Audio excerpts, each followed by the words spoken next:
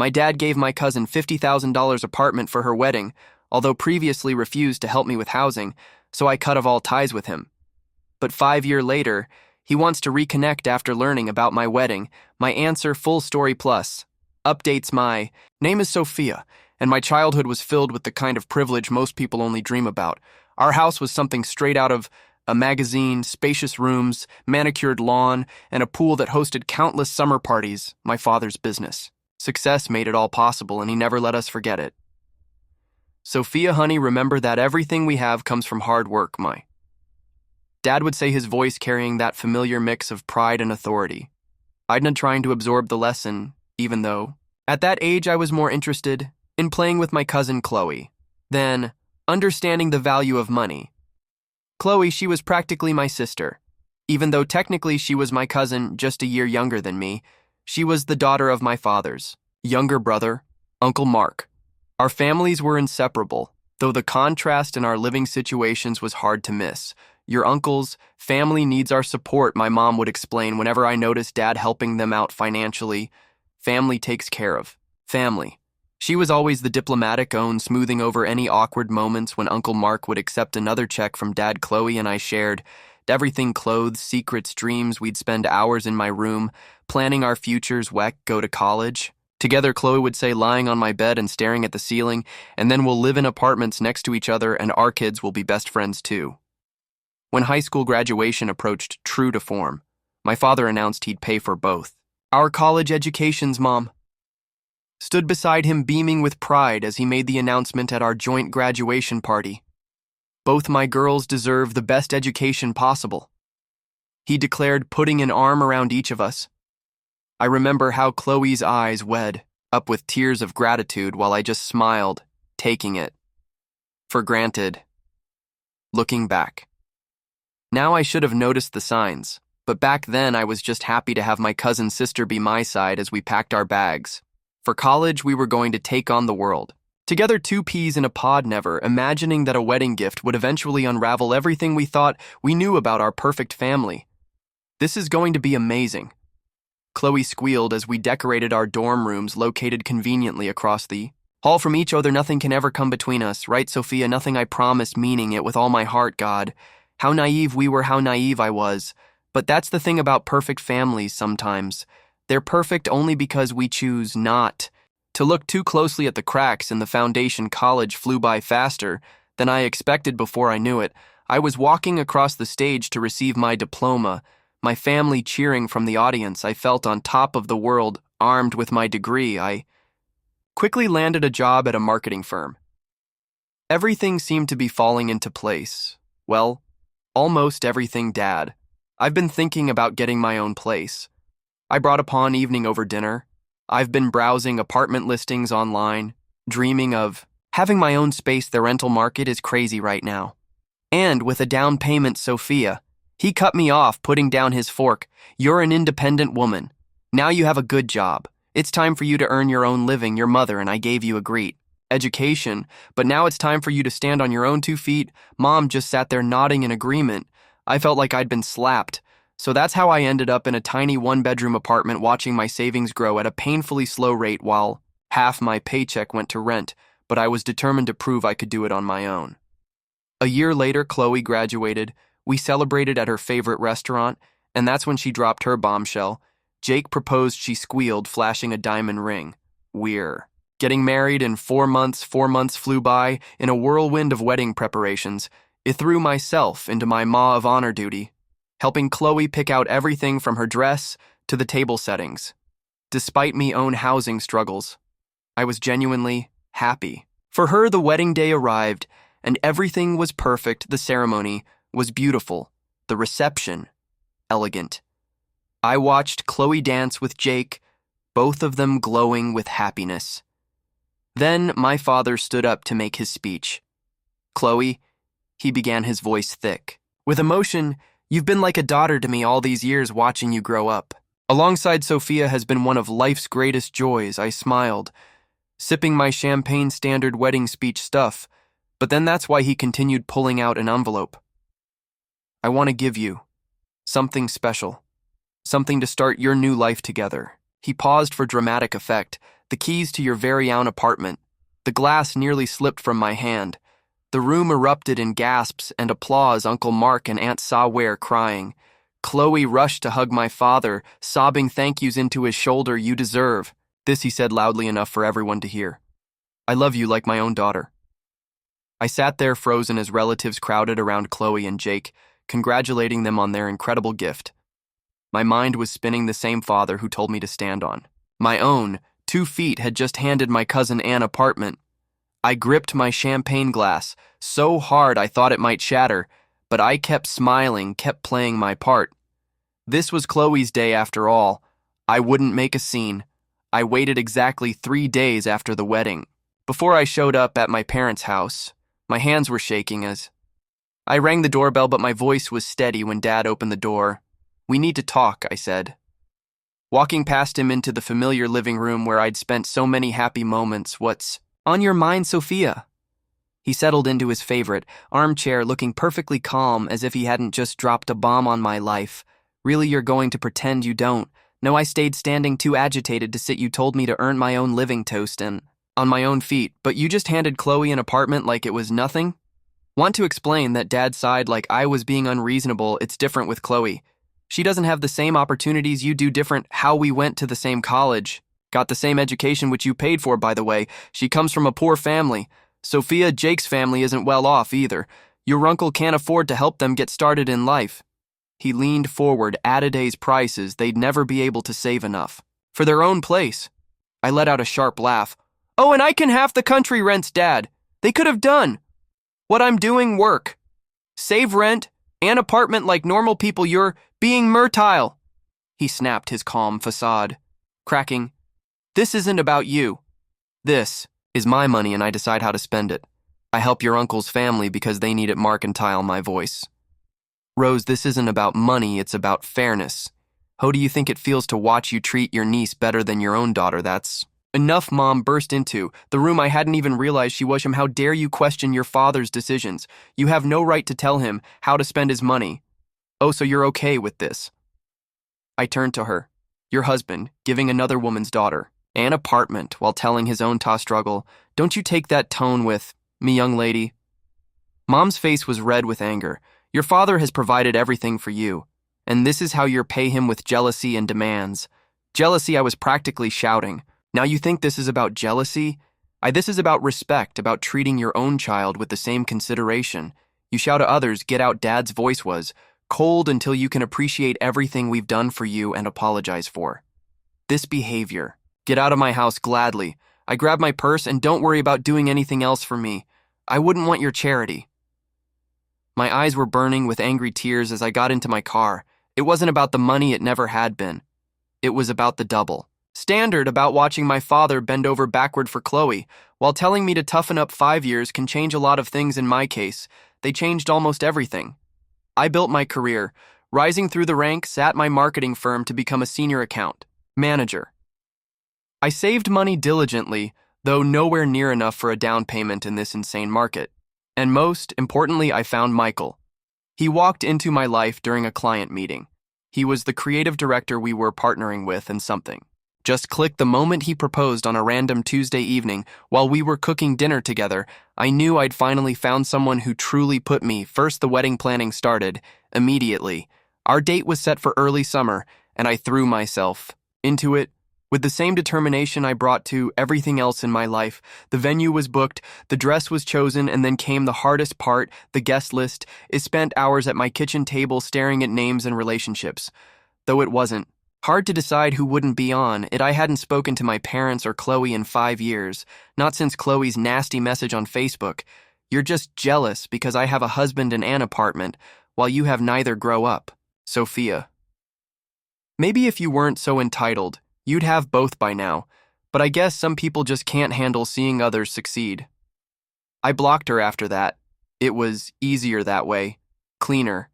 I built a new life, surrounded myself with people who valued me. and tried to forget about the family that had made me feel like a second-class daughter, but word travels fast in families, even broken ones. I was sitting in my apartment reviewing floral arrangements and debating between roses and peonies when my phone rang. Dad's name flashed on the screen. The first time in 5 years, my heart jumped into my throat and my hand shook as I answered.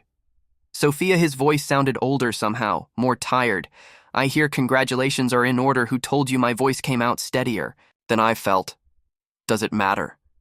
Why didn't you invite me to your wedding? He paused, and I could hear the hurt in his voice. I'm your father. I should be the one walking you down the aisle. A bitter laugh escaped me before I could stop it. Really, now you want to play the father card? Sophia, actually, I'm curious. I cut him off, feeling reckless.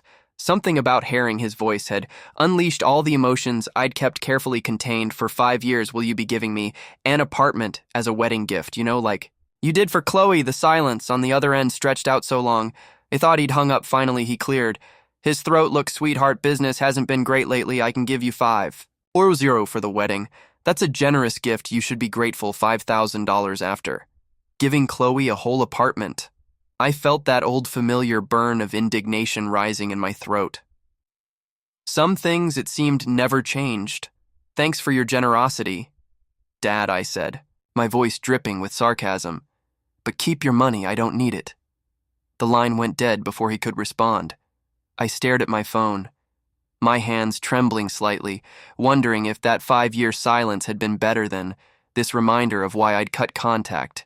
In the first place, the notification popped up on my phone the next morning.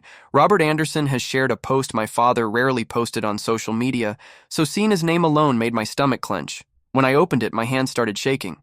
I never thought I'd have to write something like this about my own daughter, the post began. But Sophia has shown her true colors. She's demanding an apartment as a wedding gift, threatening not to invite me to her wedding unless I comply. The selfishness and mercenary attitude she's displaying breaks my heart. What happened to the daughter erased? The comments started rolling in. Immediately, Ann Linda, how ungrateful can she be? Cousin James. Some people never appreciate what they have. Even people I barely knew were weighing. And you can't demand GI like that. What kind of daughter blackmails her own father? My fingers flew across the keyboard before I could stop myself. A matter of principle. You gave my cousin an apartment for her wedding. Your own daughter deserves the same consideration, or at least an explanation for the difference in treatment. But the comments kept coming, each one more judgmental than the last. My hands were shaking solidly. I could barely type, but something had snapped inside me. I opened a new post and started writing. Let me tell you all a story that's been bothering me for years. I began, it's about a father who's always treated his niece better than his own daughter. Let me list the way. Every birthday Chloe got. Lavish parties, while mine were simple. Family gatherings when we went on family trips abroad. Dad always took Chloe shopping separately, buying her extras. I never got her pocket money. Was consistently double mine. Dad paid for her education, which I appreciate he did for both of us. He gave her an apartment as a wedding gift, while telling me to stand on my own feet at Chloe's wedding. She had her first dance with my father instead of her own, and you know what? The more I think about it, the more suspicious this whole situation seems. I wouldn't even be surprised if it turned out Chloe was actually my father's daughter. I hit post before I could second-guess myself. The word stared back at me from the screen. A nuclear bomb dropped into the middle of our family's carefully maintained facade. There would be no taking it back. Now the aftermath of my post was nuclear. Within hours, my phone was blowing up with calls and messages from every corner of the family. Some relatives immediately announced they wouldn't be attending my wedding. Mom called first, her voice shrill with anger. How could you do? You have any idea what you've done to this family? Your father is devastated. We raised you better than this. Dad's call came next, a stream of rage and accusations about how I was destroying the family name. You're dead to me, he spat before hanging up. Aunt Sarah's call was particularly venomous. You vindictive little, she hissed. How dare you suggest you're just jealous of my daughter's happiness? Then came Chloe's message. Congratulations on proving what a hysterical, paranoid person you've become. I feel sorry for your fiancé. He's marrying a delusional woman who invents 6 stories about her own family because she can't handle not being the center of attention. Don't worry about blocking me, I'll do it myself. I quietly blocked everyone who'd left nasty comments or Messages my wedding guest list got significantly shorter, but he told myself it was for the best. Only Uncle Mark remained silent throughout the whole ordeal, which I found oddly comforting amid the chaos. The next 2 months were a blur of wedding preparations. Michael was my rock through it, all never questioning my decision to cut off my family, supporting me as I revised seating charts and Canal play settings. Then one rainy evening there was a knock at my door. Uncle Mark stood there, looking like he hadn't slept in days. "Can I come in?" he asked quietly. "We need to talk." I'd never seen my uncle look so broken. He sat heavily on my couch, hands clasped together so tightly. His knuckles were white. "Your post he began about your father's treatment of Chloe. It made me start thinking, really. Thinking about everything. And remembering. He told me about the early years of his marriage, how my father was. Always around their house, he'd drive Sarah home from work, saying it wasn't safe for her to take the bus. This was even before she was pregnant with Chloe. He was always bringing her gifts, expensive ones. I thought, God, I was such a fool. I thought he was just being a generous brother.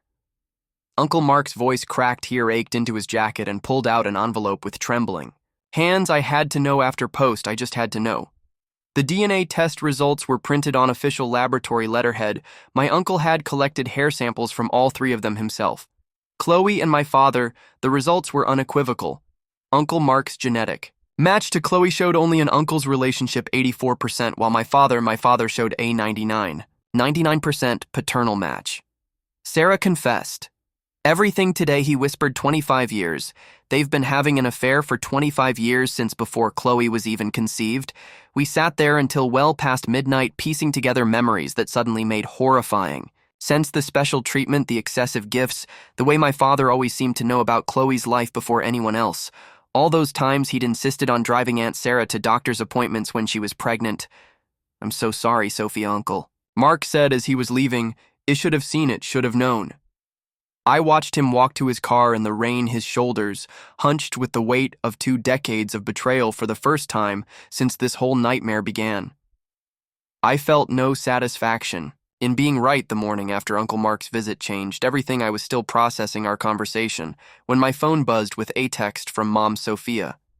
"Your uncle just left. We need to talk. Can you meet me at Rosemary's Cafe in an hour?" I found her already there, sitting in a corner booth, looking like she hadn't slept. Her hands were wrapped around an untouched cup of coffee, and I noticed they were shaking slightly. "I filed for divorce," she said. Before I could even sit down, "I just came from the lawyer's office." Her voice cracked. 25 years of marriage, and I never wanted to know. Maybe Uncle Mark had told her everything. The DNA test results, Aunt Sarah's confession, the decades-long affair he'd filed for divorce too, unable to stay married to a woman who'd lived such a profound lie. Sophia, Mom reached across the table and grabbed my hands. Her eyes were brimming with tears. "I owe you the biggest apology all these years." I defended him. I sided with him. I watched him favor Chloe and told myself, it was nothing I should have listened to. "You should have seen what was happening in my own home, Mom." "No, let me finish. When you posted about your suspicions, I was so angry I thought you were trying to hurt us, trying to get revenge. But you were the only one brave enough to say what we all should have. We spent hours in that cafe crying, talking, beginning the slow process of healing. Mom ordered a bottle of wine, and we shared it as she told me about all the signs she'd ignored over the years, all the moments that suddenly made terrible sense.